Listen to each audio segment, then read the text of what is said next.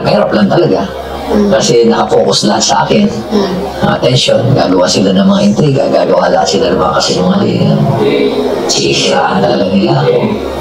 Why are you so butthurt? Kapag ikaw ay nagbigay ng maling impormasyon, you are misrepresenting the issue. Kung hindi ka nagbibigay ng tamang impormasyon, anong naitutulong mo? Wala. Paninira ba yung tinatanong ka kung paano nangyari yung sistema na sinasabi niya? Hindi mo paninira yun. Humihingi ka pa nga ng detalye. Pag merong usok, merong apoy. Kinuwento mo yung usok, asan yung apoy? Tapos ngayon, sasabihin mo, iniintriga ako, ginagawaan ako ng kwento, ginagawaan ako ng kasinungalingan.